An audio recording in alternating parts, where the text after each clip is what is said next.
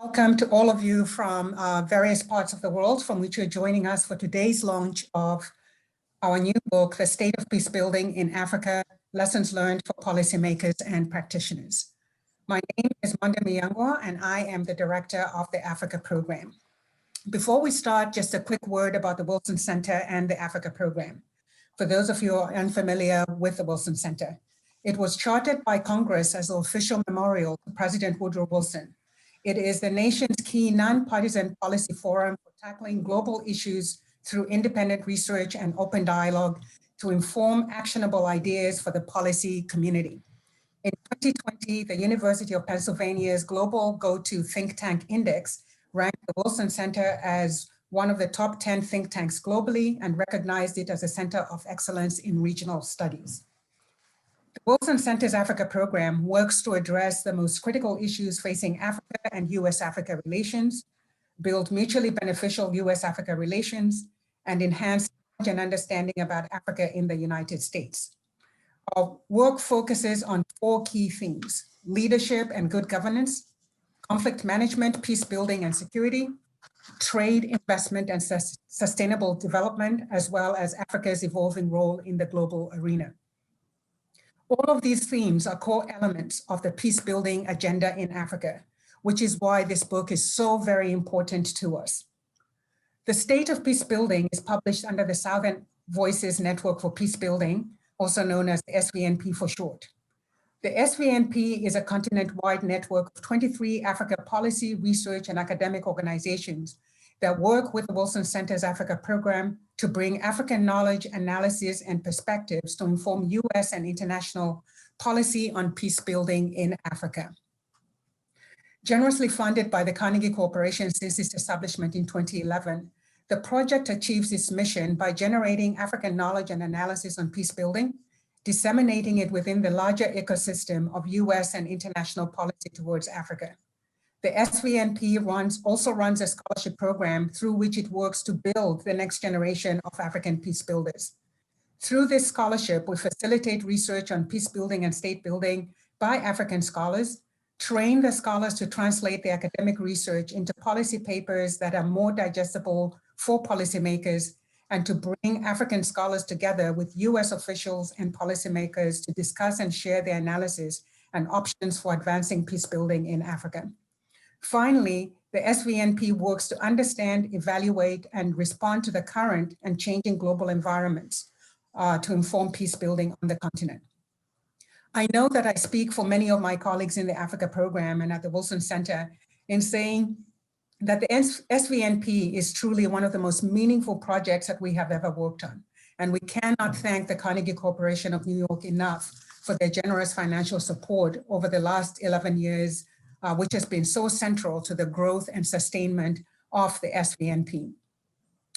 Building on the research and activities of the SVNP, the State of Peacebuilding in Africa, Lessons Learned for Policymakers and Practitioners, looks back at 30 years of peace building in Africa and highlights the key lessons learned that could be used to build a more sustainable peace on the continent, which has proved quite elusive in various parts of Africa.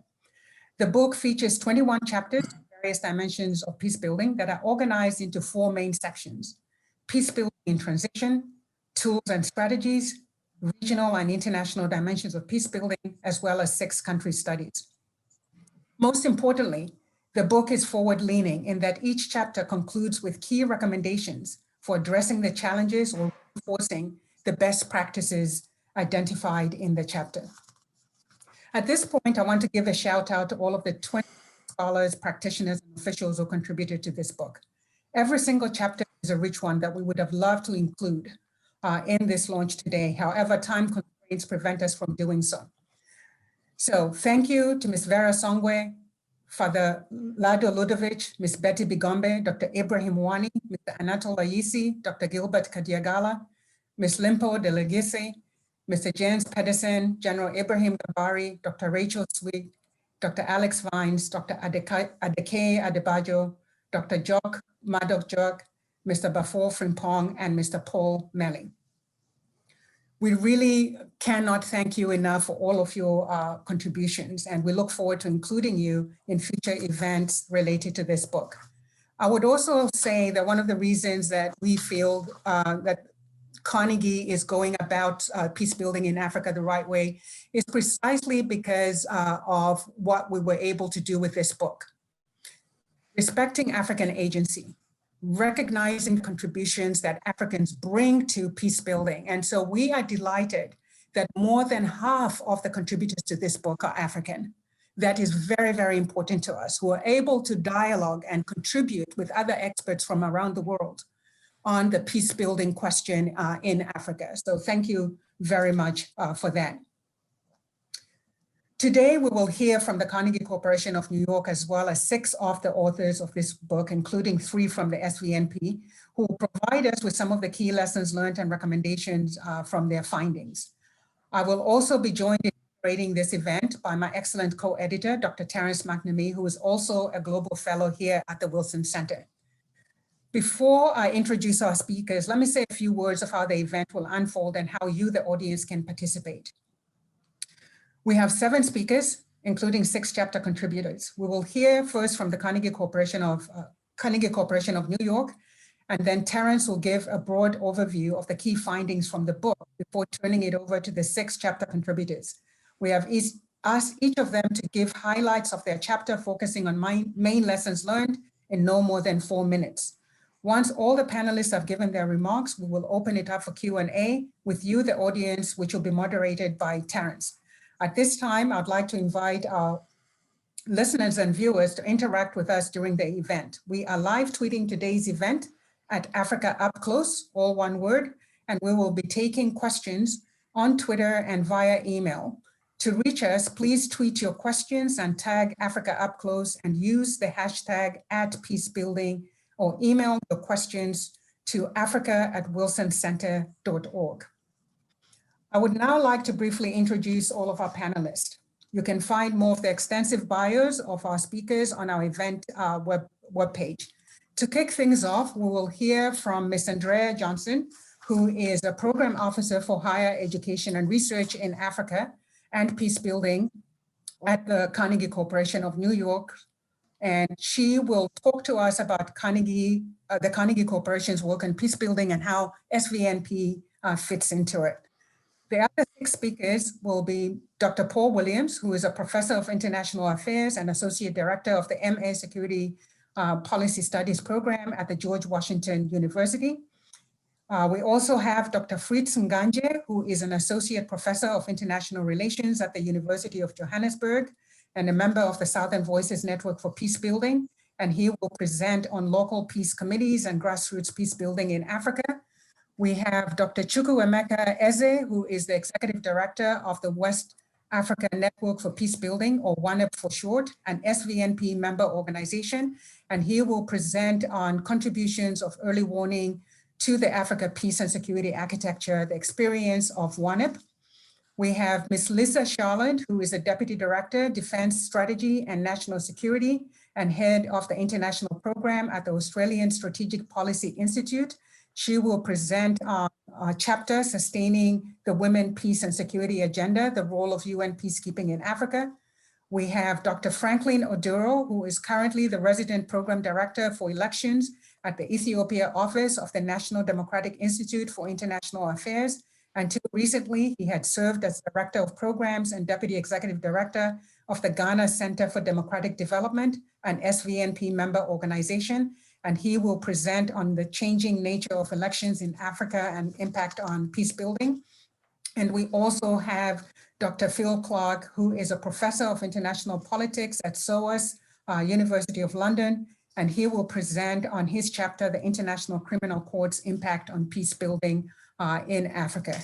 At this point, I would like to turn things over to Terence for his overview of the book. Before I turn things over to Terence for his overview of the book, I'd like to give the floor to Ms. Andrea Johnson to talk to us about Carnegie, peace building, and the SVNP. Andrea, over to you. Thank you, Monday, for inviting me to be part of the launch of this important book. As Monday said, the corporation is a proud supporter of SVNP, which actually predates the grant-making focus on peace building in Africa. We only began funding peace building in 2015. as a collaboration between our International Peace and Security Program and our Higher Education and Research in Africa program. Both programs had work related to peace building going on, we just hadn't brought them together. Of the many approaches to funding peace building we could have taken, we opted for research and researcher development, in part because outside advisors had notified us of a gap, that there was not a highly visible quantity of research coming from the continent in Africa, but also because it's a close fit with the corporation's mission, which is the advancement and diffusion of knowledge and understanding. The focus on Africa was the result of the corporation's long-standing involvement with the continent, as well as programs we were already funding, like SVNP, but also in support of emerging scholars of peace, security, and development in Africa. The voices of African scholars in debates over peace building, its definition, and strategies and tactics are not heard or heeded often enough. And the array of programs we fund aims to support strengthening of the researcher pipeline, some research itself, linkages between African researchers and their peers around the world, and a range of dissemination vehicles that help funnel African research results into global and regional peace building discussions. SVNP contains many of these features, and as this book illustrates. So congratulations to all of the authors and the editors, and I look forward to this session. Thank you very much. Thank you so much, Andrea. Terence, over to you. Thanks, Mondi, and thank you very much, Andrea, for your insightful comments. And also let me add to Mondi's thanks to the Carnegie Corporation for your support for this project. As mentioned, my name is Terence McNamee. I'm really honored to be a co-editor of the book, and I'm speaking to you today from Johannesburg. Before I turn over to our distinguished panel, I'd like to spend about 10 minutes on the book in terms of its key takeaways and how it came about, following on from Mondi's comments. It's worth stressing at the outset, as news from Yemen and Myanmar and Afghanistan illustrate, it's not getting easier to build peace over time. And that is somewhat surprising, because peace building has been at the top of the global agenda since at least the end of the Cold War. And vast sums of money are spent each year by the United Nations, by member states, and countless organizations worldwide to try and build peace and prevent states from returning to war. And what Mondi and I tried to do with this book is examine why that is so difficult in the African context. And I think the most obvious answer to that is that it is very, very complex. In all peace-building environments, you have a mosaic of different local and international actors who have very different interests. Often these interests clash.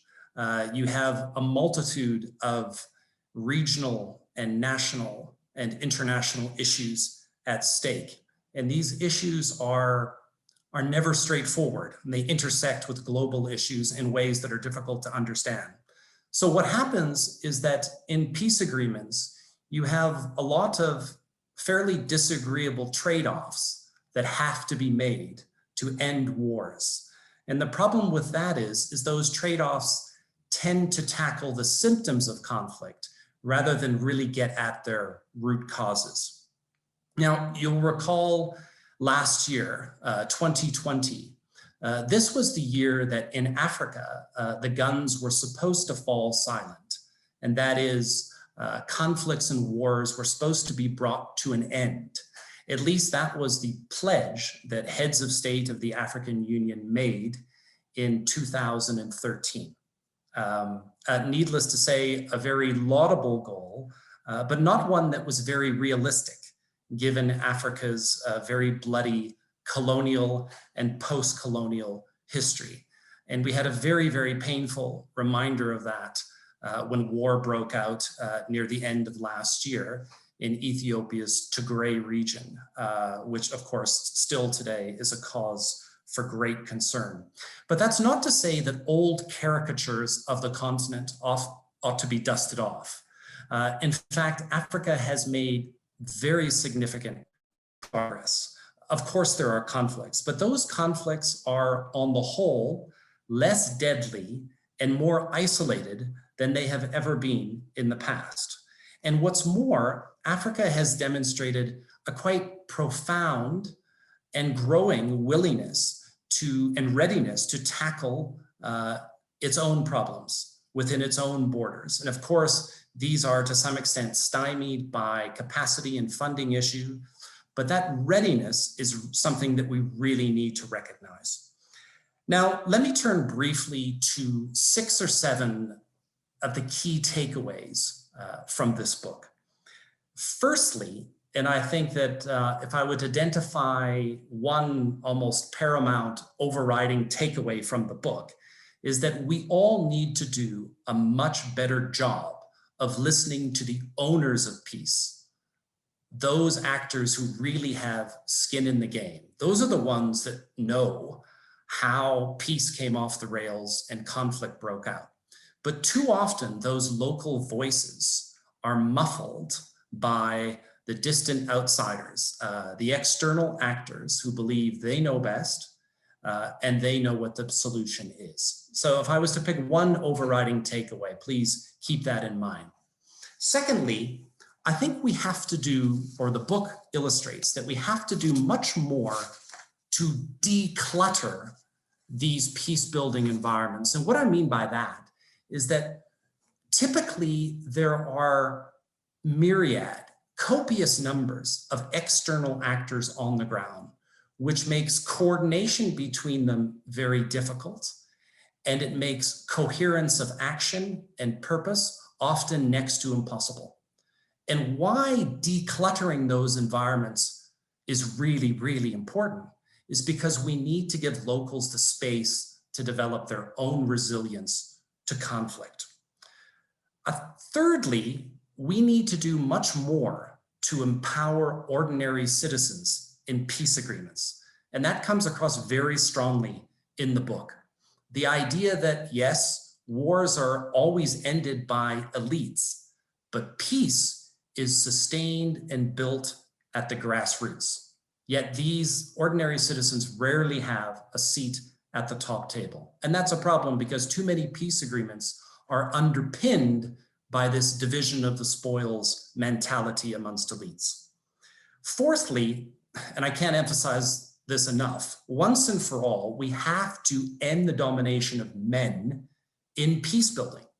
The marginalization of women, particularly in Africa, in mediation, negotiation, all forms of formal peace building is really quite shocking. Yet women bear a disproportionate burden in terms of the social, economic, and psychological costs of war. And they need, as a result, to have a much, much greater role in the resolution of these conflicts in terms of their long-term solution. Fifthly, and related to this, we need to stop excluding young people from peace agreements. They are the future. They are the drivers of positive change on the continent. We know that within 10 years, 40% of the world's young people will be from Africa, yet they are continually portrayed in peace-building processes as dangerous factors that can be manipulated by one side or the other to nefarious ends. This is not true. Young people need a role in the development of the policies that will affect them. And I think that for many of Africa's stale gerontocracies, they still don't understand that fact. 6, we need to learn more from successes in peace building. And there are a lot of successes within Africa. We will all know that Rwanda has not experienced significant conflict within its borders since the end of the genocide more than a quarter of a century ago. But what is shown in our book is that countries like Sierra Leone, a lot less attention, faces severe economic hardship, endured the Ebola pandemic, has all the ingredients for a return to civil war, yet for more than 2 decades has been peaceful.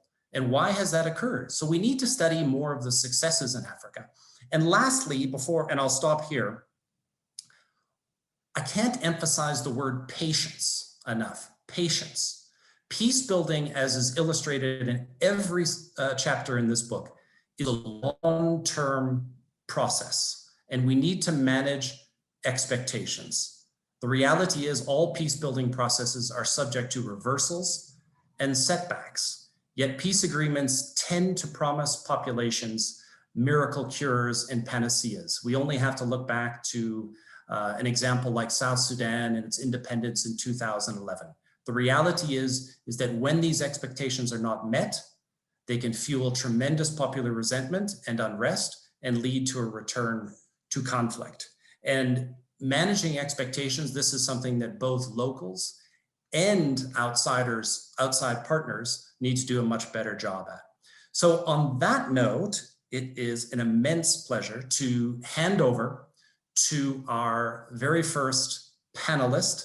And I'm afraid to say, in terms of our panelists, we'll only get 4 minutes from them in terms of their first bite at the charity. And it falls to me to moderate and somehow prevent these extraordinary scholars from keeping to 4 minutes, but I will do my best. And so I'm first going to turn over to Paul Williams, who, as Mondi described at the outset, is at George Washington University, and he's one of the world's great experts on peace operations. So Paul, over to you, 4 minutes on peace operations.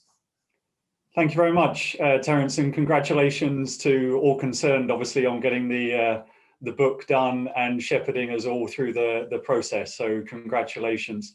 And yeah, my chapter was to look at more than 50 now peace operations that have deployed across different parts of the African continent, and that's way more than any other region in the world. So Africa has quite a special place, obviously, in the world of peace operations.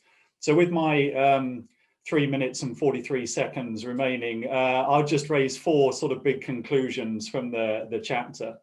The first one is that peace operations basically work. They're generally good at making very bad situations a bit better, but they can't resolve all the local political problems. And as Terence mentioned, the underlying sort of causes and all the political governance issues that are the cause of the war in the first place. So in that sense, although they work, they're really a form of damage limitation. They're not the solution or a sort of perfect panacea to war and conflict in these areas. That's big point 1.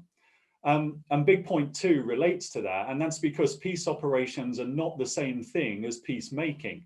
And I think they're often confused, not just in the sort of media and popular discourse, but often by a lot of experts who expect peace operations to do the same thing as peacemaking, and they're not. Peace operations work best if they're part of a viable strategy of conflict resolution. But if there's no viable pathway to peace or peacemaking going on, there's no way out for peacekeepers. Peacekeepers can't end wars on their own. That's up to the belligerents. And so that's the second big point, that we have to have peacemaking in tandem with peace operations if we want them to work most effectively. And then my third sort of big conclusion is that on peace operations themselves, there's still a huge ongoing debate about what are the right limits of these missions. And what I mean by that is the purpose of peace operations has blurred over the years, particularly in Africa, with a number of other elements. And the 2 big ones here are civilian protection issues on the one hand, and sort of atrocity prevention that goes with it. And then secondly, counterinsurgency and even sometimes counterterrorism agendas are all sort of blurring in with this idea of peacekeeping. The problem with both of those 2 goals, though, if your primary strategic objectives are protecting civilians or battling insurgencies, there's basically no clear exit strategies here. There's no military solution to these problems. And so peace operations, again, are going to be struggling to end their missions effectively. And then that leads me to my final point to flag here, is that because they're good, albeit with limitations, we've got to make peace operations as good as they can be. And that means continuing the big international push on performance issues and accountability issues. We need to do a much better job of clarifying the tasks and purposes that peacekeepers should be able to perform in the field, and then holding the peacekeepers and their leaders and the states at the UN Security Council or African Union accountable for ensuring good performance and giving the peacekeepers the resources and the capabilities they need to do that. So those are the sort of big ideas I would pull from my chapter, and look forward to any questions if people want to discuss them further later on. Thank you very much, Paul. And those are very big ideas indeed. Now, our next speaker was supposed to be Betty Bagombe. And I mention that because she cannot be with us, because she is on the ground in South Sudan, who knows where in the new country, trying to build peace. So when Mondi mentioned that this is a book of practitioners and policymakers and academics, we weren't kidding. But let me turn now to Dr. Fritz, who's up the road from me at the University of Johannesburg, and he will be talking about an incredibly important subject on the grassroots, local peace committees. Dr. Fritz. Okay, thank you so much, Terence, and my greetings to everyone who's joined this session. So my chapter actually reviews the practices of local peace committees as mechanisms for grassroots peace building over the past 30 years in Africa, with the main goal of teasing out what have been the main issues that have animated the peace building role of these structures and what lessons could be drawn from there to enhance their effectiveness. I think I should preface the key points that I want to make by saying that the history of local peace committees in Africa over the past decades is essentially a tale of the tension between so-called bottom-up peace building approaches and their top-down counterparts. So in the interest of time, I'm just going to highlight two of these areas where we see this tension playing out, and then talk about some of the lessons that could be drawn from this experience and the associated policy recommendations. And I think the first important point here has to do with the question of whether these structures should be formalized or not. And this comes into play because informality and the dynamism that flows from it is the key value proposition of local peace committees. But also this informality at times means that they lack institutional support and the legitimacy that is required for them to be effective in their peace building role. And linked to this is the question of how local peace committees should be able to interface with modern institutions and processes of the state. So the point here, or the issue here, is that local peace committees can become more effective when they draw support and legitimacy from formal institutions of the state. But on the other hand, this same relationship can become a source of compromise when it comes to the integrity as well as the effectiveness of these institutions.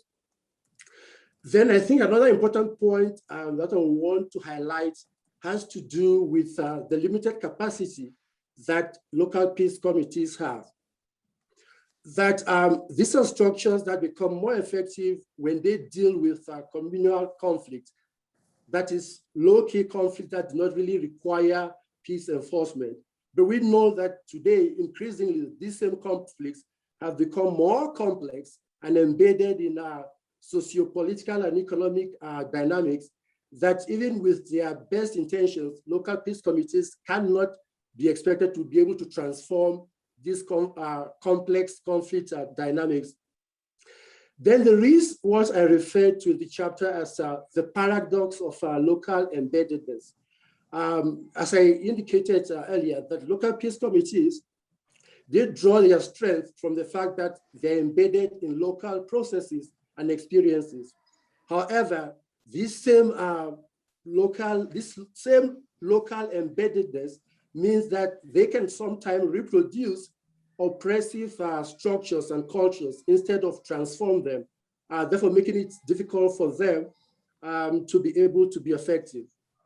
So what can we take from this experience? There are two issues that I want to highlight. The first is that the principles of local ownership and agency that are the heart of local peace committees is a necessary, but it is not a sufficient requirement for peace building. And secondly, I also should highlight the fact that local peace committees can realize their full peace building potential if they are conceived as part of broader peace building processes that cut across the national, regional, and international efforts of peace building. Let me conclude by just highlighting one or two recommendations that I think could work in strengthening the peace building effectiveness of these structures. And the first is that I think African governments could play a key role here by putting in place legal and policy frameworks that could enhance the capacity and provide support for these structures. And finally, I think going forward, institutions like the UN and AU could also help to enhance the peace building role of these structures by incorporating them in all subsequent peace building efforts that are undertaken on the continent. Let me stop here for now, then if there are any other issues, we'll engage with them during the Q&A session. Thank you, Terence. Thanks very much, Dr. Fritz, much appreciated. I'm going to turn without further ado to Dr. Ease of WANEP in West Africa, who's going to talk about the critical issue of early warning systems. Dr. Ease. Thank you very much, Terence. I've always had the notion that peace building is a flexible venture until we impose now with these 4 minutes. So let me see what I can do. Our chapter, the chapter that I did with my colleague in the office, Osei Bafo, is on the contributions of early warning to the African peace and security architecture. But let me briefly say that the continental early warning system of the Africa peace and security architecture was actually designed to enhance anticipation, preparedness, and early warning response to conflict across Africa. Huge and very, very ambitious aim. It was also, it has always been the desire of African Union and other regional economic communities to approach peace and security from human security perspective and to begin to de-emphasize the state-centric approach to peace building. It is within this context that WANEP partners with ECOWAS and African Union to implement the spirit and letters of the African Union Peace and Security Architecture, as well as the ECOWAS Conflict Prevention Framework. And it is within that specific role that WANEP directly work with the Continental Early Warning System and also with the ECOWAS Early Warning Mechanism through a memorandum of understanding that have existed for 6 years and 20 years respectively for African Union and ECOWAS. If you look at the kind of structure that WANEP operates, which is having offices in 15 ECOWAS member states and over 600 member organizations with more than 550 community monitors, we now have leveraged on this platform to provide some kind of collaborative peace building approach and have become, in my opinion, the civil society strategic partner to both African Union and ECOWAS, with liaison offices in the two commissions and participating in the peace and security debate on a daily basis in both commissions. And through this partnership, WANEP has contributed to the operationalization of the ECOWAS early warning mechanism and its sustenance through data collection, analysis, and reporting, as well as supporting the ECOWAS response regime and complementing the efforts at member state levels and communities. And through this MOU with both African Union and ECOWAS, WANEP has also institutionalized what we now call the National Early Warning Response Systems. We are able to generate data into African Reporter, which is what feeds data into the Continental Early Warning and also the ECO one. And in this regard, we do not just rely on secondary data, but also from primary sources through these community monitors across the various communities in Africa, in West Africa. And no wonder we have become part of the development of the early warning indicators that support the data analysis of both ECO1 and also the Continental Early Warning System. And in many instances, we have also issued independent but objective policy brief that provides a civil society and humanitarian security perspective to peace and security and in many instances, in my opinion, change the curve of conflict in the region through the kind of decisions that the policymakers take. In line also with the AU and ECOWAS philosophy of decentralizing responses and ensuring the nexus between early warning and response, ONEF is providing support to community peace building through the institutionalization of dialogue, mediation, and strengthening of existing traditional peace building infrastructures in communities across the region. Within also the context of APSA and ECPF, we support democratization processes and mitigate electoral violence through electoral violence monitoring, analysis, and mitigation projects. Of course, including also developing national response capacities for electoral violence and designing the capacity building projects on dispute management for election management. Let me now end by looking at some of the key lessons for policy makers and practitioners. I think the first one is that there is always the need to address the gap between early warning and early response, and the institutionalized early warning system across countries with civil society as critical agent. This is imperative for peace building in Africa. Civil society, in our opinion, have become critical agents in complementing state efforts in peace and security, and therefore an imperative for states and recs to create the enabling political environment. And finally, let me repeat what Tres said, that women and young people are critical stakeholders in peace building efforts and must be allowed the space to envision the Africa of their dreams. Thank you. Thank you very much, Dr. Ease. I think you said that better and more forcefully than I did. Thanks very much. Can I just remind all of our participants how you send in a question? And that is, you can do it one of two ways. You can email your question to africa@wilsoncenter.org, or you can tweet at Africa Up Close on Twitter, and they're using the hashtag Peacebuilding. So thanks very much. And let me turn it over to our participant that is up, I think, at the most ungodly hour in Canberra, Australia. Thank you so much, Lisa. Lisa is a great friend. She's with the Australian Strategic Policy Institute and has done a tremendous work on women, peace, and security in Africa. And so in 4 minutes, try and capture that big subject. Lisa, over to you. Thank you. Thanks very much, Terence, and to the organisers and the esteemed co-authors of this book. Look, I'll do my best to capture what I can, but what I wanted to say at the outset, and I think this echoes what a number of speakers have already said, is that in looking what UN peacekeeping perhaps contributes to sustaining women, peace and security, I really thought it important that the chapter start from the point of civil society and what mechanisms were already in place in the continent. And I think this goes to the themes of a number of chapters throughout the book. It has been referred to by a number of people that, in fact, the Women, Peace and Security agenda, that is the way that the Security Council has taken forward over the last 20 years, women's participation in peace processes, their protection from physical violence and protection of their rights. These types of things in many ways were midwived in Africa, drawing on the lessons that came out of experiences like peacekeeping missions that were deployed in Namibia.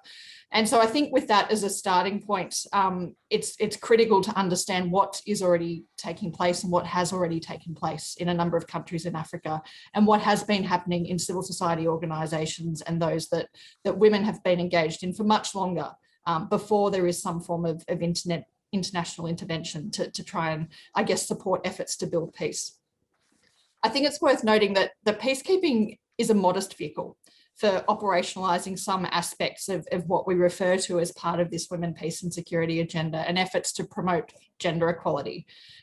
They look to support, I guess, efforts to respond to women's protection needs, including, as we've seen in some contexts, sexual and gender-based violence.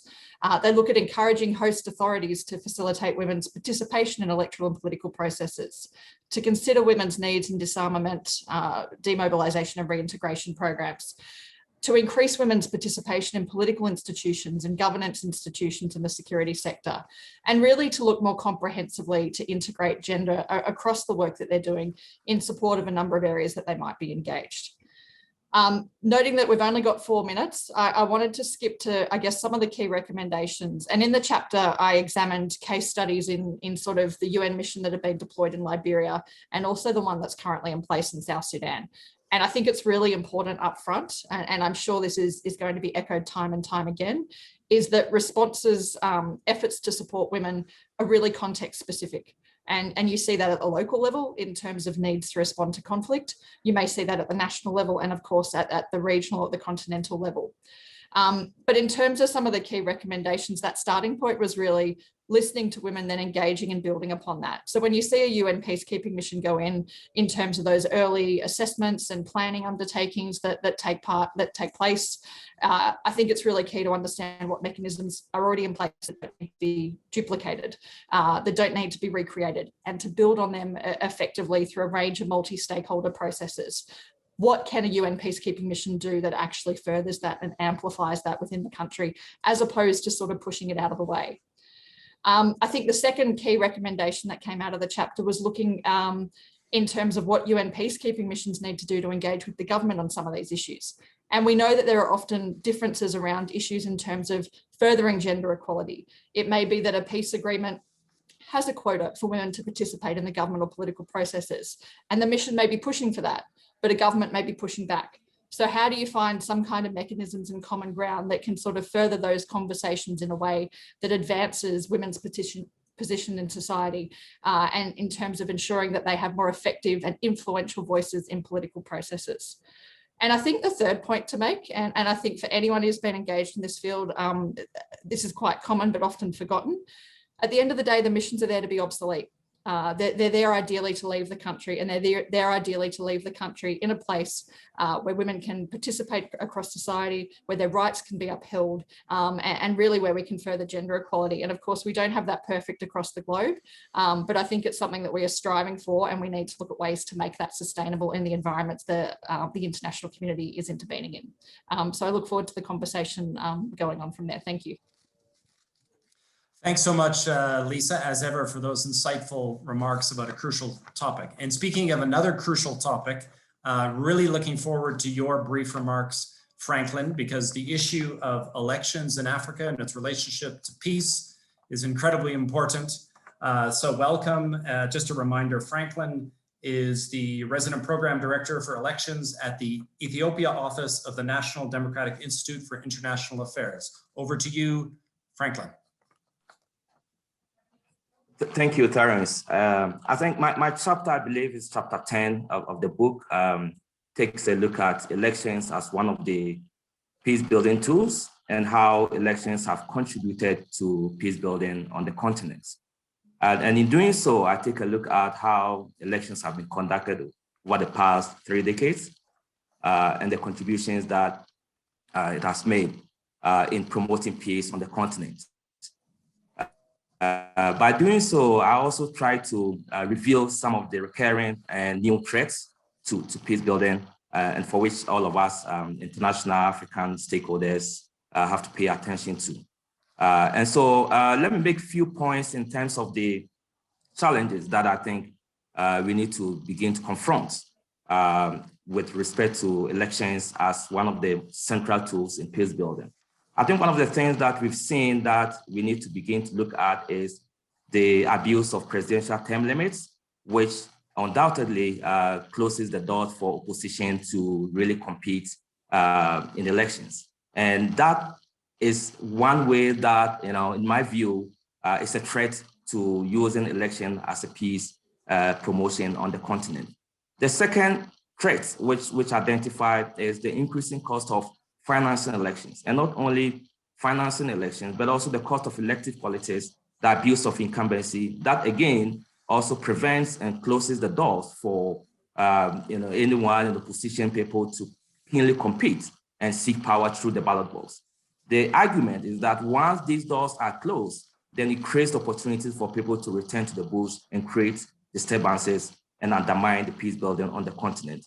And I think the third threat that we see with 3 decades of elections, which in a way is a good thing, but we need to begin to look at the way it serves the good purpose. And that is the increasing use of the law courts in resolving election disputes.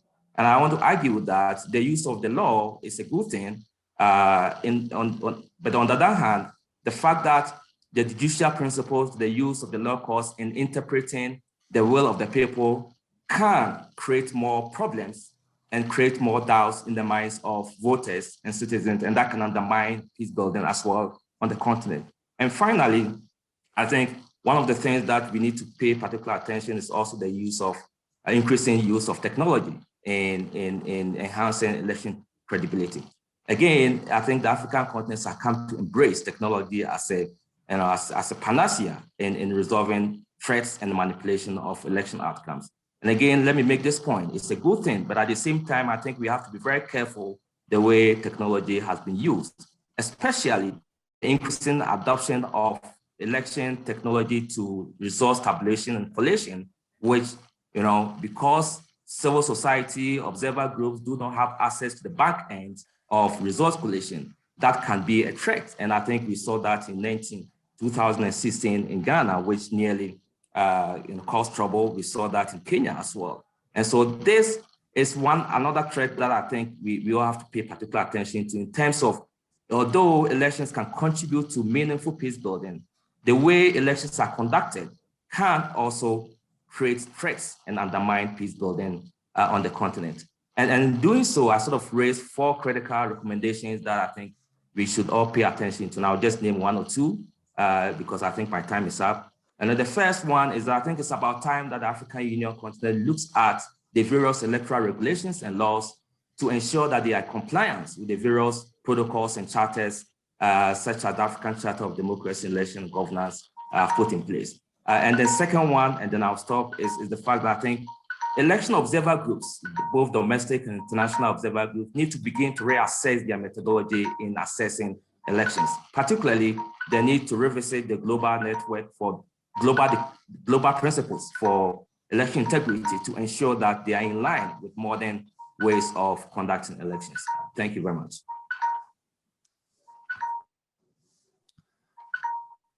Thank you very much, Franklin. Much appreciated for your comments on such a vital topic. Just a reminder again, questions are now coming fast and furious, but if you missed my earlier comment, you can send your questions to africa@wilsoncenter.org. That's if you're emailing your question, or if you're tweeting, please tweet your question to Africa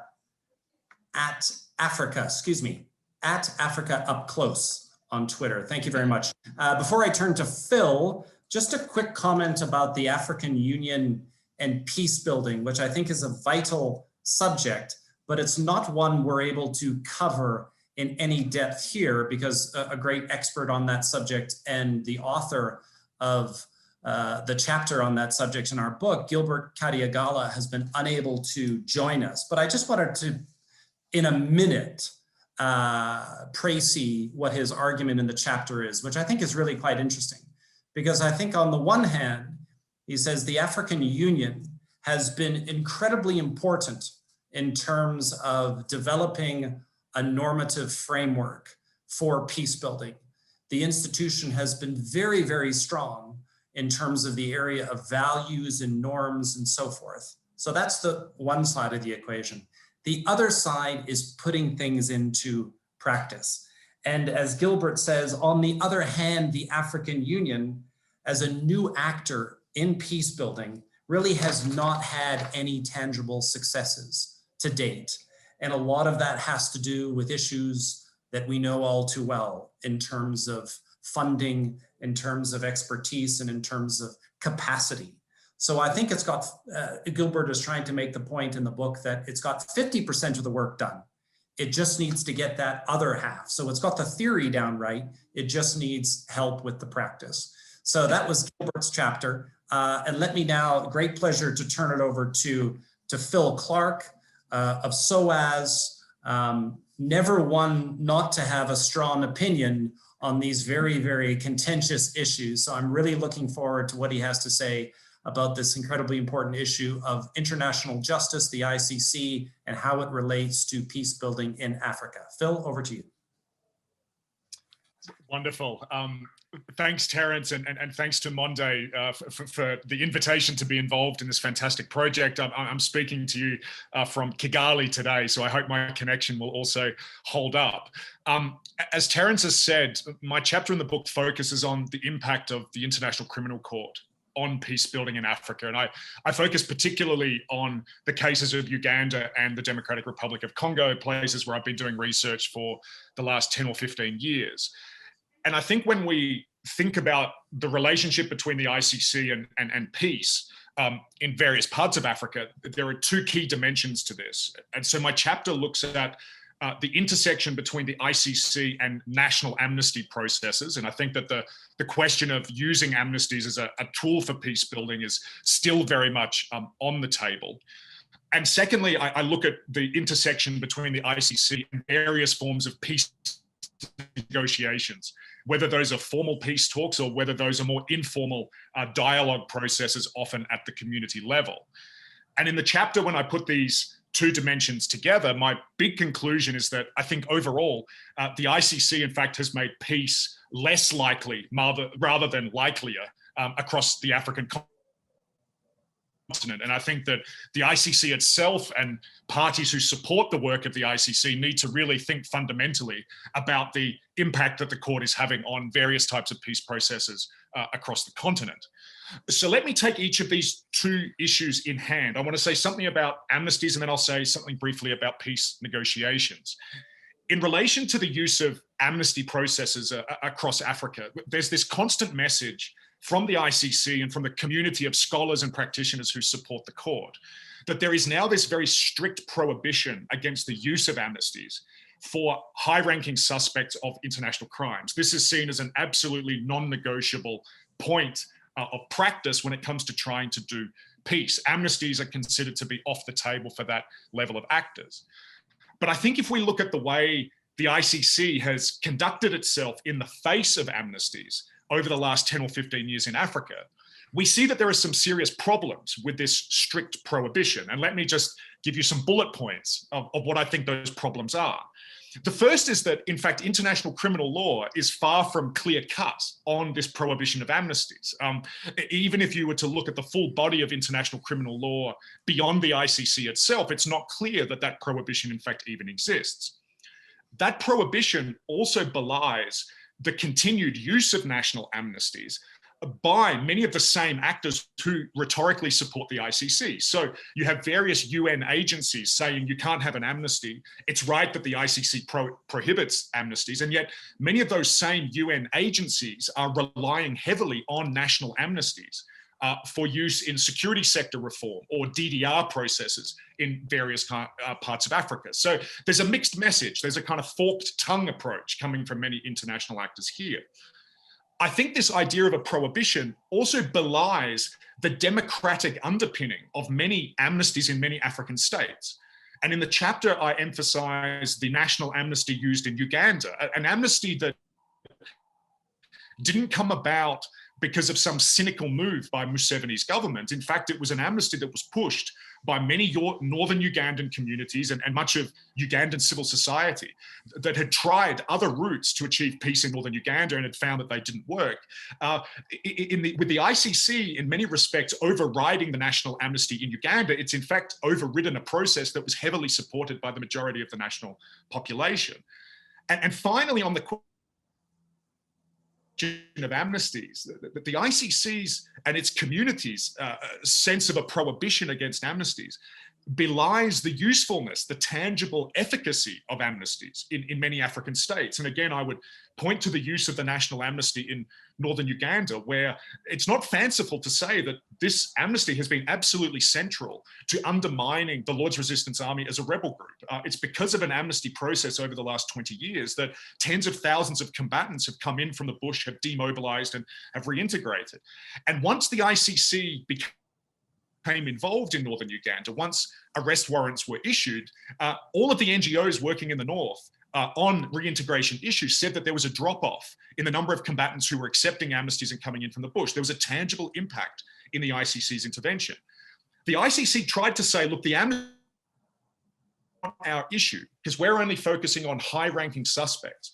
These amnesties can continue for low-level suspects. But the situation's not as clear-cut as that. What my research in Uganda and Congo shows is that even when you threaten prosecutions against high-ranking suspects, it can undermine amnesties in the minds of low-level suspects, because they see their commanders being prosecuted and they think the same may happen to them. And so an emphasis on prosecutions rather than amnesties can deter the demobilization of low-level combatants as well. Secondly, and finally, my chapter looks at, I think, the damage that the ICC has done to various peace processes, peace negotiations in various African contexts. And again, for the sake of brevity, let me just focus on the Ugandan peace process in Juba between 2006 and 2008. It's been heavily documented. People know the case extremely well. My own sense is that in the case of Juba, the ICC was never the major factor in the collapse of those talks. There were lots of other contextual factors, but what we can see in the Juba process. And looking at Juba tells us something about how the ICC can undermine peace processes in other parts of the continent. The ICC was the key reason that the LRA leadership never featured at the peace talks. They never sat at the negotiating table. That's the kind of deterrence to the participation of belligerents that we can see in many other cases. The ICC also fundamentally altered the tenor, the tone, and the substance of the peace talks. So much of the Juba process was wrapped up in the question of whether the ICC arrest warrants against the LRA leadership could be removed. And the ICC contributed to a heavily antagonistic atmosphere around the Juba talks by intervening acerbically at key moments through the process, pushing this strong prosecutions line, a strong line against amnesties, and in many respects really making the work of the mediators much more difficult. I think that these are not just factors in the Ugandan case. We've seen this when the ICC has also undermined peace negotiations in other parts of the continent as well. So when we think about the ICC and peace, we have to think about, I think, rethink the amnesty question. Why do we think it's so heavily prohibited? And we need to think very carefully about the damage that the ICC can do to various phases of peace negotiations across the continent. Thank you. Thank you very much, Phil. Well, if that doesn't stir a question from The Hague, I don't think anything will. Thanks, Phil, as always. Listen, we're pretty much on time, so this is great. We've got a good 43 minutes by my account for a very, very robust discussion. So let me start it off with a question, and let me start it off with a question from someone who needs no introduction, a very eminent person, former US Assistant Secretary of State for African Affairs, Ambassador Herman Cohen. And I am going to point this question to you, Paul Williams. The question is from Ambassador Cohen: shouldn't all UN resolutions that establish peacekeeping missions also include an element of peacemaking, including the strengthening of institutions and building good governance? Paul Williams. Yes, I think that would be a good idea.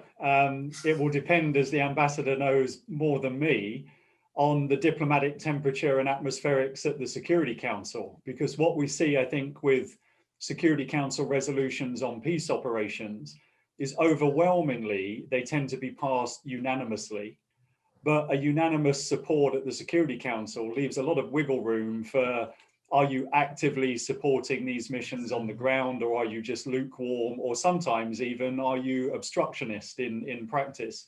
So I agree. I think the idea of linking peace operations to a pathway to peace through peacemaking and conflict resolution is absolutely what we need for effective peace operations in the field, but it's often very difficult to find a degree of consensus over that. So my final comment would be a bit negative, in as much as we're going to need peace operations to deploy relatively early on, but it's not always going to be clear at that point, you know, what the path to peacemaking should entail and what it will look like. You know, you can pick your examples, as we've seen. So that's my sort of response to that. Thanks very much, Paul. Does anyone else want to jump in on that before the next question? Okay. Yes, I don't mind. Sure, Dr. Rees. I think that Paul captured it very well. Also, my opinion is that because of the lack of the peacemaking aspect that is embedded in peace support operations, I think that that's exactly the kind of gap that we continue to see post-peacekeeping operations. And therefore, what that means is that at the end of a peacekeeping operation, what you see is that the society does not have the capacity and the resilience to continue from where the peacekeeping operation stops. And therefore, if there is a possibility through the mandate that is given for peacekeeping missions to also include this peacemaking aspect of it, I think it will go a long way. But again, we also have to understand that those who are behind the peacekeeping missions also have interests, and those interests may not be captured within the context of peacemaking. Thanks very much, Dr. Ease. Let me move right on to the next question, and this is from Gunter, who is a professor and the director of the Austrian Peace Academy in Vienna, presumably. His question, quite an interesting one, and I'll choose who gets to answer it. What role do Russia and China play in Africa now? I think we'll sort of consign that to what role do they play in the building of peace, and how is the European Union visible as a peacemaker in comparison to China and Russia? So very, very loaded question. And I think I am going to turn Phil. Phil, do you have a view in terms of the European Union, given the fact that the EU is obviously the biggest supporter of the ICC and is critical to peace building in Africa? Where are they in relationship to sort of China and Russia? Look, I think, I mean, I'll talk about it in the domain that I work on most, which is the link between transitional justice and peace building. I think the EU has an enormous presence on these issues, but I think it is perhaps part of some of the confusion that I'm talking about in my own chapter, which is that on the one hand, the EU has put an enormous amount of time and energy into bolstering domestic justice processes in many African states. It sees domestic justice as absolutely central to the propagation of peace. And yet at the same time, the EU is heavily supporting an international body like the ICC, which in some key moments, in fact, has stolen cases that should have been dealt with by the same domestic courts that were also being funded by the EU. And I would talk here particularly about the early ICC cases in Ituri in northeastern Congo. The message that it sent to local peace builders and local judicial actors in Ituri was, look, even if you think that you can deal with these cases on your own, even if you're getting international funding to deal with your own conflict, there is a scope here for an international body like the ICC swooping in and trying to deal with these cases itself. And so I think the EU has to be much clearer about whether it actually believes in domestic remedies, in the use of domestic institutions, including domestic courts. And how does that square with its position on supporting international justice and peace building institutions? I think there's a profound confusion at the heart of the EU on this. And China and Russia see this. China and Russia see this confusion in the Western mindset about supporting local versus international bodies. And the rhetoric coming out of China and Russia in their various engagements in African conflicts is that they will always support domestic actors for good or ill. They are at the very least much clearer on this. And I think that there are all sorts of problems with the broad interventions by Russia and China in various African conflict zones. We shouldn't romanticize them at all. One strategic advantage, which is that they are much clearer sovereignty and African states resolving their own conflicts on their own terms. And the EU would need to be aware of that, I think. Thanks very much, Phil. Anyone else on the EU in comparison to what Russia and China are doing in terms of the promotion of peace in Africa? Anyone else like to contribute on that point, or I can just move to the next question? I don't know the amount of time we have, but I think I would have rather preferred that question to what would EU, China, and Russia want to be doing in peace in Africa. But I think that, in my opinion, buttresses what you said in the beginning, which is that you cannot replace local capacity. So I think that it is important that we begin to look again at the kind of contribution that both EU, Russia and China want to make in Africa, whether that is going to continue over a period of time to undermine local capacity or whether that is aimed at long-term building the local capacity. And also to take a pause and see how much investment they have made in peacekeeping missions and peacekeeping operations and in reacting to conflict rather than in conflict prevention. And I think that if there is such conversation amongst themselves and between themselves and African Union, for example, that may now necessitate, in my opinion, investment to conflict prevention, which may not yield results in the immediate term, but which on the long run is what actually will bring about peace and stability in this part of the world. Okay, thanks very much, Dr. Ease. Let me move on to the next question. Again, thanks to all the participants. It's wonderful to have such distinguished participants in our panel. From Ambassador Tom Hushek, who's the former US Ambassador to South Sudan. His question, let me get right to it, is tackling corruption simply too difficult to weave into the peace-building efforts? Would anti-corruption efforts scare elite actors or elite mediators away from the peace table? So perhaps Dr. Fritz, would you like to try and tackle that question about tackling corruption? Okay, yes, thanks, Terence. Look, and I would like to approach it from the angle of my chapter, the contribution that I made to this book. And one of the key findings, particularly in the context of the efforts of local peace committees in South Africa to try to deal with tensions within local communities and townships here in Johannesburg and Durban, one of the issues that arose during my research is the fact that while the local peace structures have to work with local government structures in order for them to be able to deal with the sources of conflict in those communities. One of the major challenges that has made it difficult for them to be effective in their efforts has to do with the very corruption that is embedded in local government structures and processes, and which is then used by key power brokers in those local communities to be able to undermine the work of peace committees.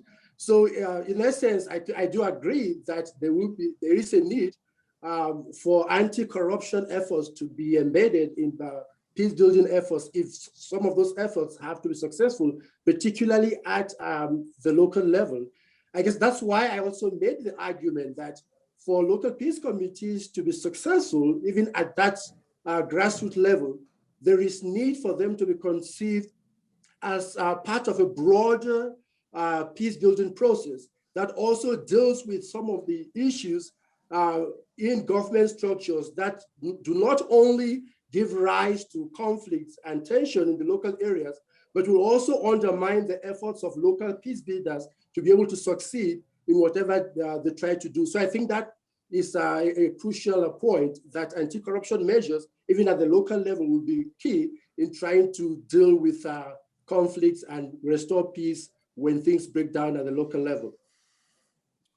Thanks very much, Fritz. Perhaps, Andrea, maybe I'll ask you, with your funding hat on, the issue of corruption and funding is obviously a very thorny one, and it's probably one you have to grapple with all the time in your grant making and in terms of your follow-on from funding that Carnegie does. I mean, what's your take in terms of that relationship between tackling corruption, peace building, and then wearing your hat, the important role you have in funding such efforts? Well, it is a tricky one. Because we are a private funder, and I mean, there is corruption, of course, in the private sphere, but if a funder of non-governmental work is very thorough in its relationship building and in its due diligence, as we call it, then we essentially, it sounds simplistic, but we essentially try to ensure that we're funding organizations that have legitimacy, both in terms of their internal integrity, but also in terms of how they're seen outside of themselves, basically in their communities. And I think it then becomes incumbent upon the people in those organizations to ensure that they are acting with integrity. I see it as an integrity issue, which may not preclude that they have to engage in some sort of odd financial maneuvers in order to get their work done. They have to live in the society, and we tend to fund local organizations, not so much in peace building because it's a research initiative, not a peacemaking or peace building initiative, but in our higher education work, we tend to fund local organizations, and so it becomes again an integrity issue for them, and then a maneuvering issue to see what they have to do in order to make their work possible. But because we don't fund, we don't have the same issues that a public funder, for a government funder would have, that has to go through the government operations, which unfortunately is where one sees a bit more of the resources being diverted. Thanks very much, Andrea. Thanks for those important comments. Let me move on to a question from Dr. Jean-Louis Ikambana in Washington, D.C. And his question really relates again to Africans being marginalized in their own peace processes. So how can we move beyond this and make Africans truly agents of their own peace building efforts? Something that I sort of touched on in my remarks. Franklin, perhaps there's something that can be said in terms of elections, the extent to which Africans own their own elections, as opposed to all the other actors that are involved in that. But again, how can we move beyond this and really, really make Africans central to their own peace building? Franklin? Thanks, Terence. I think we have to look at the agencies that we have on the continent. And so the African Union itself, the sub-regional commissions, the RECs, the ECOWAS, those in the Eastern Africa and the Southern Africa, those are collective agencies that Africans themselves have created and have empowered to promote peace. If you look at the story of ECOWAS, I think a lot of the peace building processes that have gone on in West Africa has been through the instrumentalities of the ECOWAS body in terms of trying to use all kinds of peace building tools to ensure stability in a number of countries in the sub-region. So I think, the way we can pursue this question is to empower the structures that Africans themselves have created. And by saying empowering them, we also need to make sure that African leaders themselves give the political will to these structures and allow these structures to work. And I think we do have very good systems, charters, the African peace and security architecture that Eze talked about, the African good governance architecture. All of them have provided ways that we can sustainably promote peace on the continent. But I think the way we ourselves undermine the structures account for why the agencies lack that capacity to deal with these issues. And if I may just, in 1 minute or 30 seconds, link that to elections. The way, the African leaders themselves have used, the same governance structures to abuse constitutional rules and, undermine term limits, and have all contributed to weakening the agencies that we have on our own to really respond to challenges to peace building. And I think that is what we need to look at. And I think the African Union has a role to play to provide the guidance and to ensure that the systems that have been put in place do work. Thanks very much, Franklin. If no one else has any other comments on that, let me move on to a question that was directed to Professor Williams, but let me ask it first of Lisa, if I may. And the question is from Ambassador Liberata Mula. And the question is there an organic link between peace building to peace operations and peacemaking? Can they be pursued concurrently, and how? I'm going to ask you that first, Lisa. I know you have a lot of experience in terms of with peacekeepers in Africa, and then I'll turn to Paul. I think that's an excellent question. I think the brief answer I would have is that we've got to be quite cautious about thinking that these processes have to follow after one another, and that we need to get conditions right until we move on to the next stage necessarily. What we have seen in a number of peace operations, for instance, and certainly, I mean, South Sudan comes to mind, but there are many others, is this idea that a template gets set up for some kind of mission or international or regional intervention. All the foundations are laid, the expectations are set, you know, for a very focused peace building mission. And then we see some sort of conflict break out. And then we see that there are concerns about the safety and protection of civilians. And then all of a sudden you have a reconfiguration of the mission, perhaps without a political strategy to support that thoroughly. You have the capacity building elements that were once there that are withdrawn because of concerns about human rights abuses. And I guess I say all this by way of the fact that I think there needs to be an understanding that you are going to have different stages of these interventions based on conditions on the ground. It may be in some circumstances that things can happen concurrently, but I think a lot of that has to do with the political strategy and also similarly the political environment that these missions are operating in. And it also has to do with the comparative advantages of different actors getting engaged. And it may be that you have, in a number of instances, a regional body that is much better placed to engage on the politics, to engage in finding a political solution, whereas you might have an international intervention through the UN who'll be engaging in sort of some peacekeeping activities, supported by other actors in the development programs. And I think we're still trying to figure out what that jigsaw puzzle looks like in terms of engagement. So I think my very short answer there to a complex question would be that it's context specific. And I think you need to draw on the resources that you can that are most appropriate. Sometimes that may be concurrent. And in other situations, it may be that it follows quite a progressive path. Thanks very much, Lisa. I'll turn it over to you, Paul. I know you're a stickler for these vocabulary in terms of what goes on. So do you want me to repeat the question, or did you remember it? No, we're good, thank you. And Okay. Thanks to Liberato, my colleague over at Elliott School, for the question. Academics, right? Our words are our work, right? That's why I'm a stickler for these things. And so many of our words are misleading and confusing that I think we do need to spend some time defining them. That I see no organic relationship between peacekeeping operations, peace building, and peacemaking.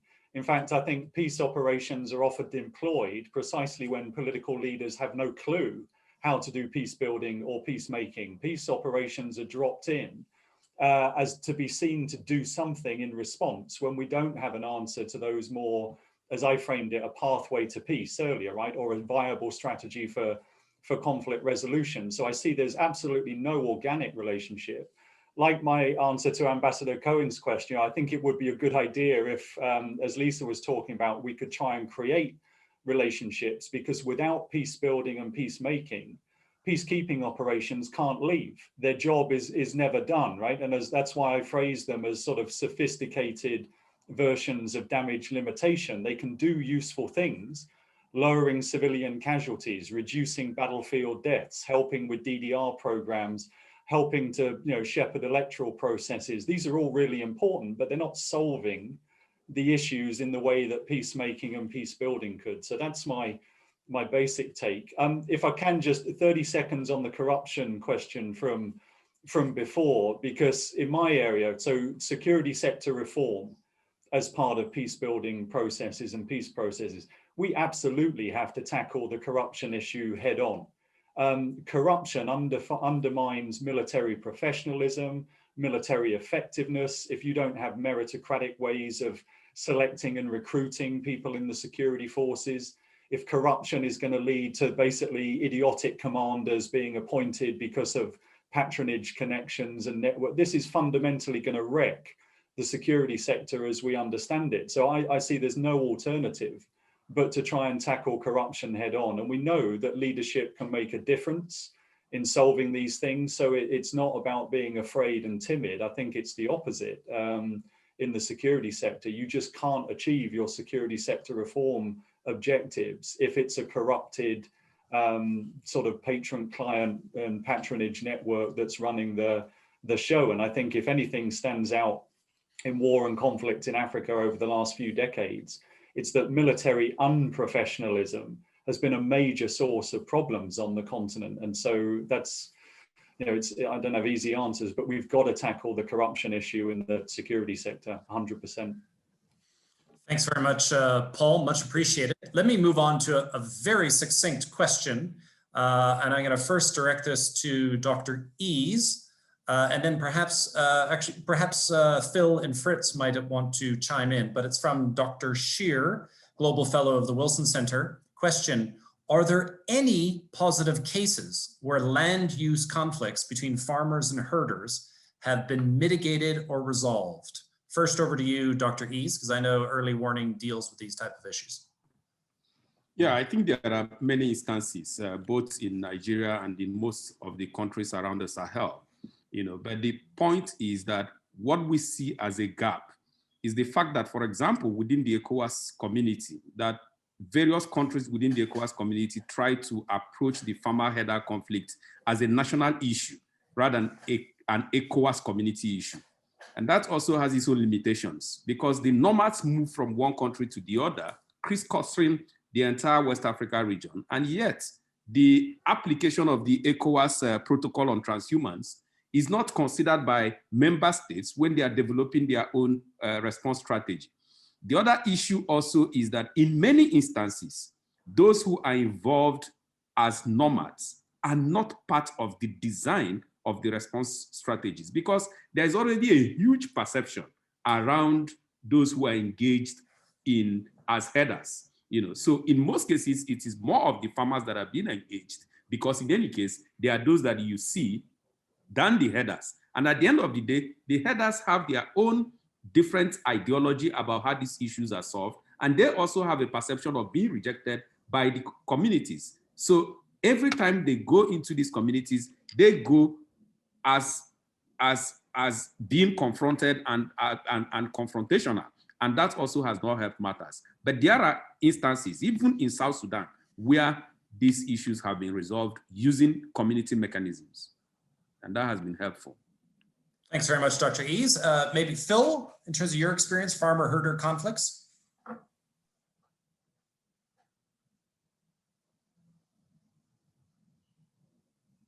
You're still on mute. Lendu. Good. How's that? Sorry, Terrence. Sorry that, yeah, that's a rookie error with Zoom, isn't it? But no, I mean, the case that I know best is the Hema Lendu conflict in Ituri province in northeastern Congo, which, you know, has lots of dimensions, but you could boil it down to this kind of agriculture, this kind of land-based conflict that the question suggests.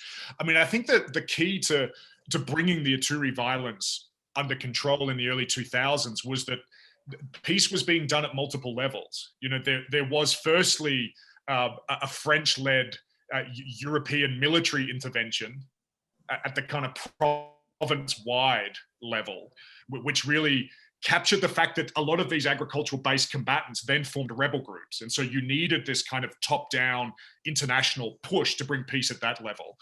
But I don't think peace would have lasted as long as it did in Ituri if you didn't have this very important community-level mediation being carried out by local leaders on both sides of the ethnic divide who knew the local causes of the conflict incredibly well. But there's one important element that I would add to that picture, because it's not only about having a combination of top down and bottom up.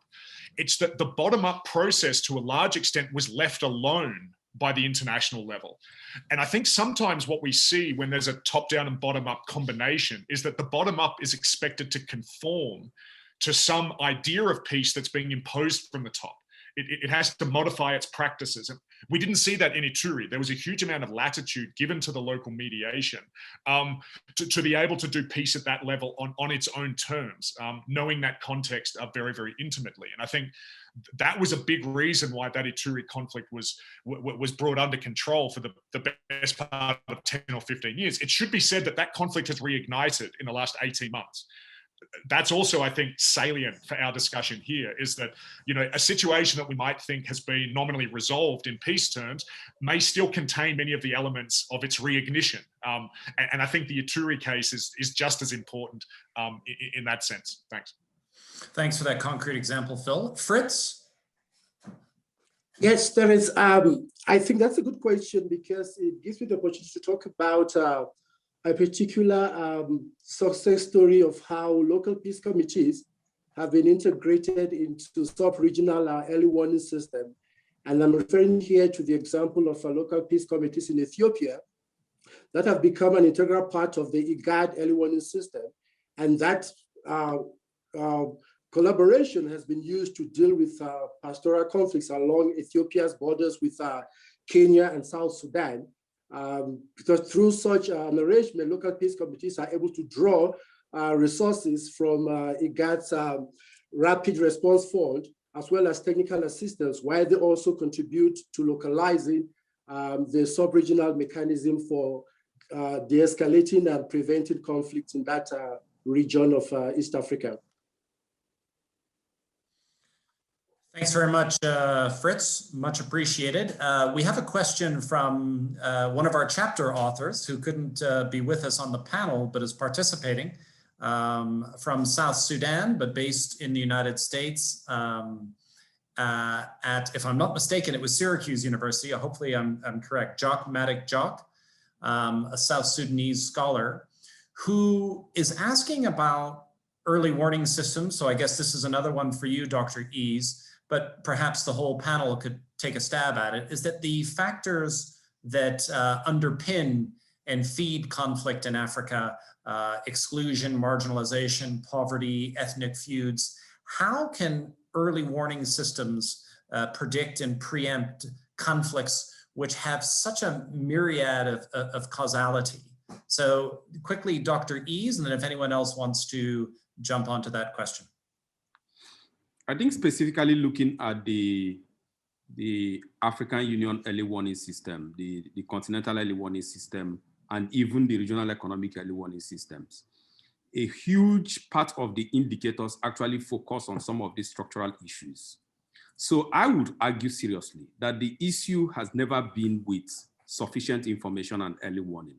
It has always been on the response path, which is the political will, the lack of resources that is being put in by African leaders and African states to respond to some of these structural issues. And I think Frank already alluded to one, which is the fact that some of the constitutions in Africa actually constitute a source of conflict and become a structural source of conflict for electoral violence. But those are the kind of issues that those who are in charge of response also find it difficult to tackle. The second issue that we need to appreciate is the fact that the continental early warning system itself was built on an assumption that the regional economic communities will also be their linkages. On the contrary, there has been differences in approach with the regional economic community early warning system. In some aspects, they are 100% state-centric, and therefore the issues around those structural issues that Jock is referring to is never discussed.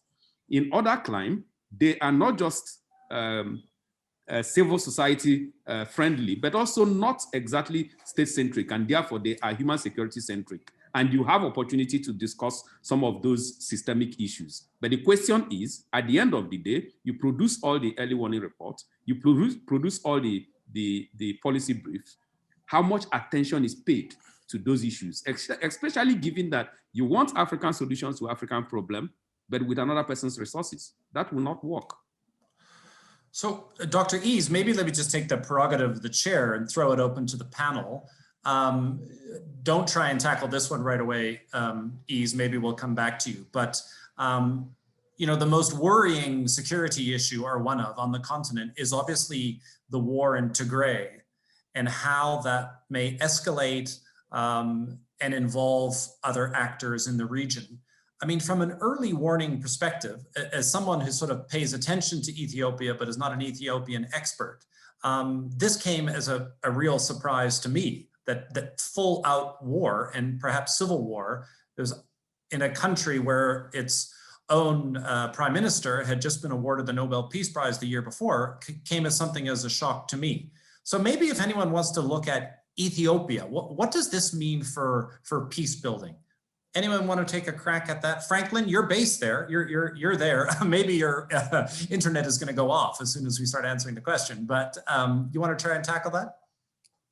I mean, this is a very complex issue, and you know, I want to be able to respond to this question in a very more nuanced way. I think, you know, the signs were on the wall.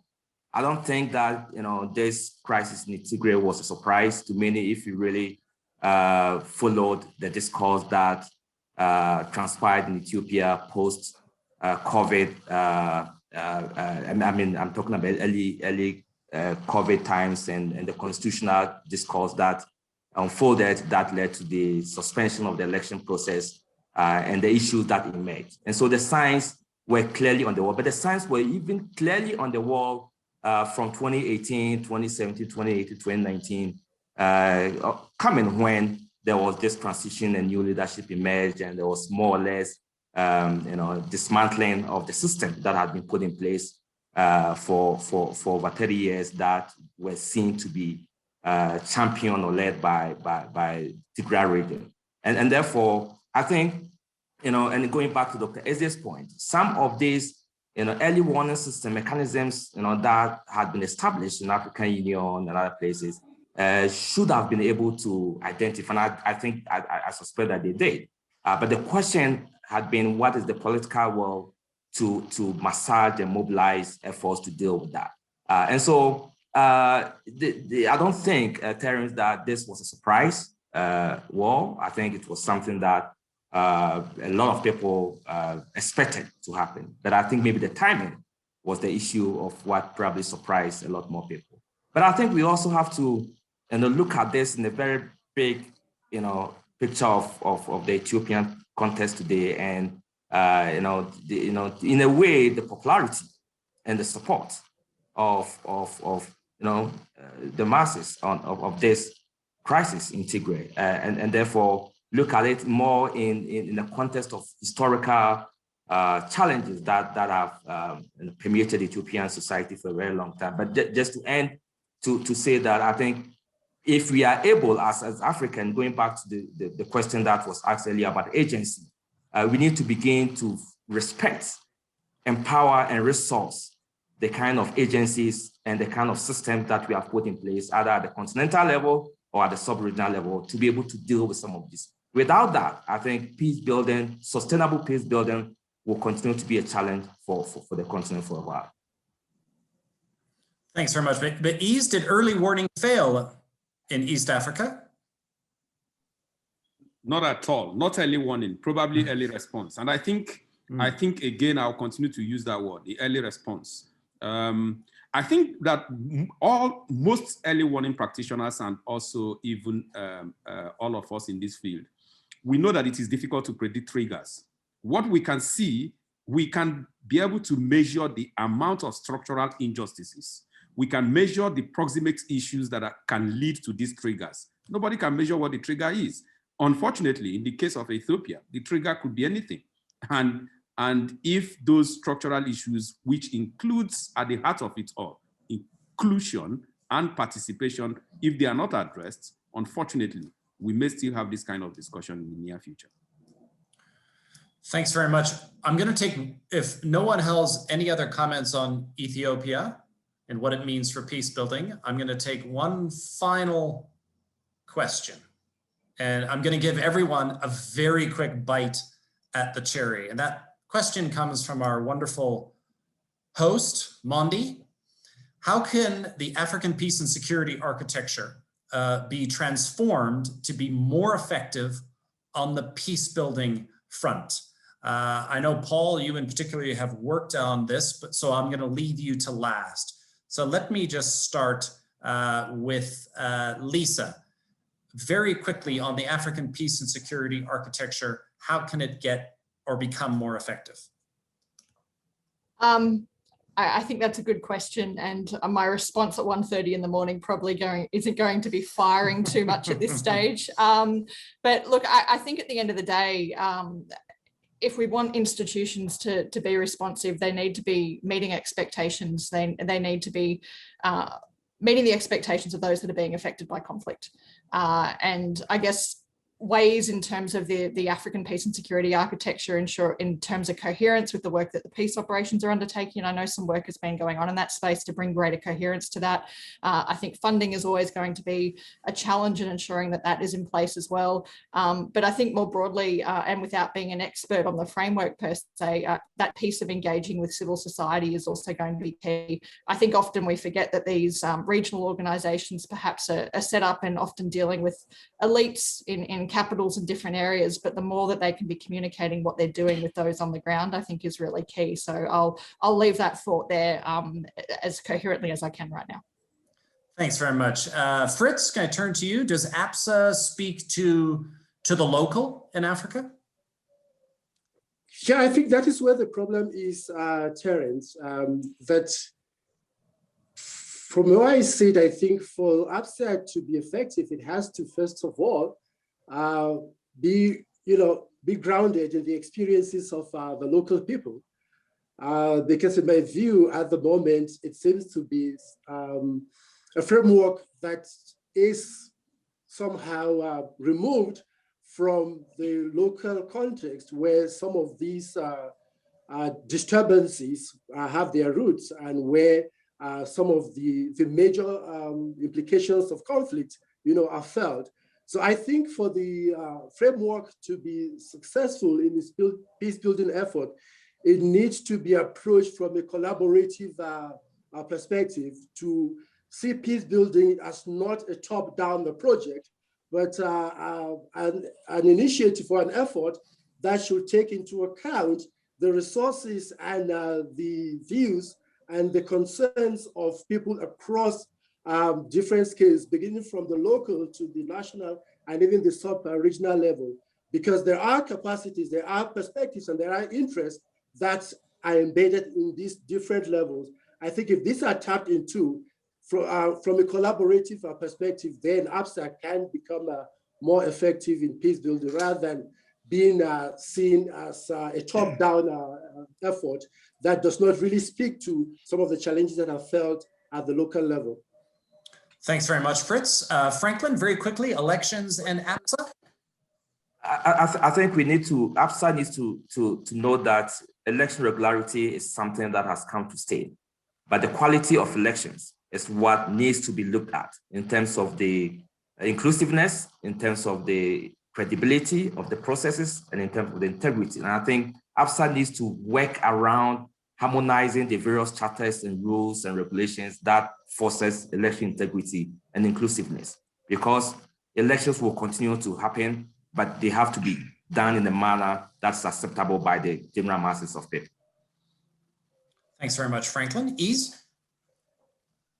Yes, thank you very much. I think that there is need to motivate and also sustain the community level elements of early warning system and intelligence gathering, and then link that with the regional economic community early warning system and the continental architecture. That way we can say APSA speaks to both the community level, the regional economic community, the member states, and as well as the continent. The other thing also is that the hegemonic powers of the RECs should not be allowed to continue to interfere with African Union APSA, because I think that deliberately these hegemonic powers try as much as possible to short fund African Union so that they can continue to maintain their, and that's why in most cases African Union find it difficult to work. And so long as African Union design its programs as contained in the APSA, and begin to run from one partner to the other looking for funding, without the funding, indigenous funding through the peace funding basket, APSA cannot have a bite. And that will continue to look elitist to even the community people. Again, I can't emphasize enough the issue around young people and women. This is something that we need to integrate within APSA. Message loud and clear. Thanks, Dr. Ease. Phil? I wanted to build particularly on what Fritz said. I was particularly struck by the need for APSA and the AU level as a whole to really fully harness what's happening at the community level across many African states. One of the things that I was struck by visiting the AU about 18 months ago, talking about APSA, but also talking about the AU's recent transitional justice policy, was that there was an enormous amount of chauvinism amongst AU leaders about their fellow African states. But many of those hegemonic powers within Africa itself, I think, fail to see the value of many of the domestic remedies that have been designed in other African states. A very strong view coming out of Nigeria, South Africa, Egypt, the kind of the big African states, that you can't possibly expect the likes of Rwanda, Congo, Uganda, South Sudan to have their own locally developed remedies to deal with conflict. And I think there's a real problem of a lack of unity within the African Union, that there is a real sense of superiority on the part of some African states towards other African states, and that has been a real barrier to the AU understanding and harnessing the creativity that is already there in many African states. There are some fantastic positive case studies of domestic justice and peace building within Africa itself that the AU needs to learn from to become a much stronger voice for the continent around domestic remedies within Africa itself. That there's a real challenge within the AU around that, I think. Thanks very much, Phil. Last word on that question to you, Paul. I know that's something you've been working on. Dangerous. APSA, look, for me, APSA is a framework of African states that have put together a framework with some help of foreign states. The framework is fundamentally about governments. Governments are the key voices in the conversation. It's not about ordinary people. It's never going to be about ordinary people. We can try and, get it to integrate some of the civil society sector more and better, but that's fundamentally not what it's about. And I think, therefore, for me, two big conclusions. One is that if it does good things, the APSA is about continental norm settings and standards and setting targets and norms for what is legitimate conduct for African states and international organizations.